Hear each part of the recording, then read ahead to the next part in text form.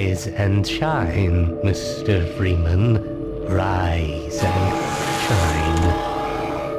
How is it that the most anticipated game of all time has no clear path to releasing? Half-Life 3, or Half-Life 2 Episode 3, or HLX, whatever you want to call it, was originally supposed to release around 2008, but Valve being Valve delayed the project. At the time, this was nothing new. After all, Half-Life as well as Half-Life 2 were delayed, so it's only fitting that the potential conclusion to the franchise gets delayed.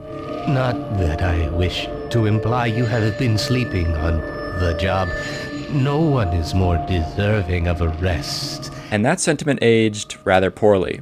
It's 2025, and we have nothing more than rumors about Half-Life. Why and how did this happen?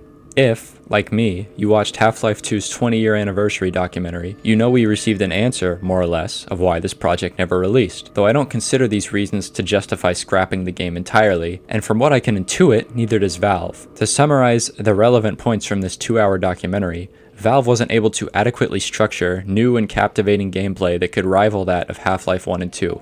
Additionally, they couldn't compose a satisfying conclusion to the story. Valve had a lot of individual ideas for Half-Life 3, but lacked cohesion. So really what I'm trying to say is that Valve arrived at a stalemate. The game was never cancelled, but eventually progress on it stopped entirely.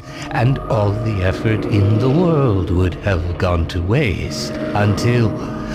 For a long time, radio silence. No mention of Half-Life. It became the biggest meme in gaming, how Valve feared the third entry of a game.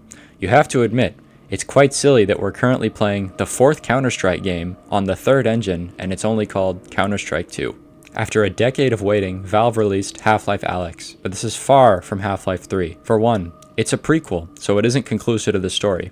Also, the game is exclusive to VR, and as such, I still haven't played it. I actually don't know how the game ends. I've tried to avoid spoilers about the end of the game with hopes that one day I'll play it, but I'll be honest, I'm not buying a VR headset to play one game. It's not foolish to imagine that the release of Half-Life Alyx confirms the inevitability of Half-Life 3.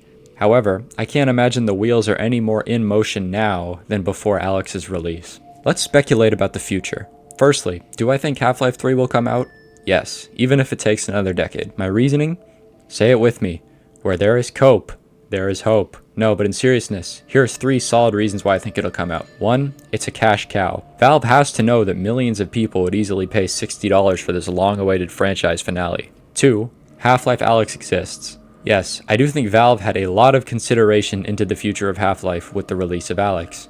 And 3, insight from Gabe. At the end of the Half-Life 2 documentary, Gabe Newell himself ends with a statement about Half-Life's role in gaming. I think that Half-Life represents a tool we have and promises made to customers to capitalize on innovation and opportunities to build game experiences that haven't been involved previously. And I think that there are no shortage of those opportunities facing us as an industry right now.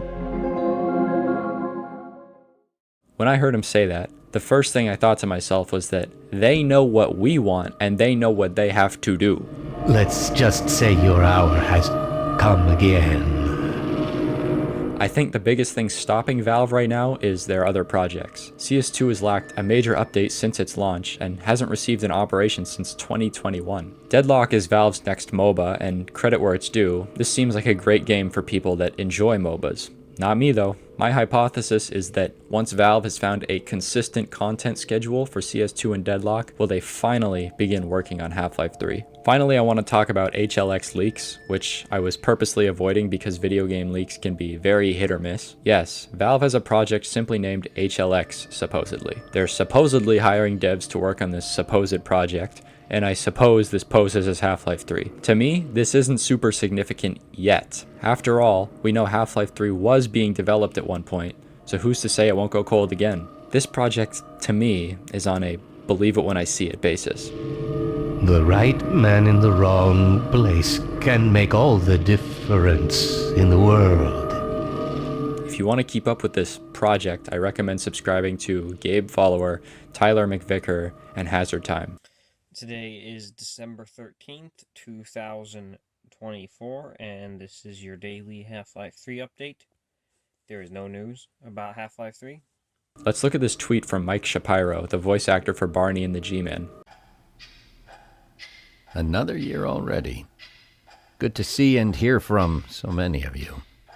May the next quarter century deliver as many unexpected surprises as did the millenniums first. And again, time is fluid, like music. See you in the new year. I'd like to point out that this is his first tweet in 4 years. However, I'm still not moved. Is it mysterious? Undoubtedly. Is it hinting at Half-Life 3? Of course. But still, I'll believe it when I see it. I hate to sound like a cynic, but I'd rather be cynical than easily fooled. I'd like to end this video with a quote from Half-Life YouTuber Desync. Do you think that Half-Life 3 will ever come out? You know what? I think it's less likely that it won't come out than it will. That's all I'll say. Thank you for watching. All hail Gaben. So wake up, Mr. Freeman. Wake up and smell the ashes.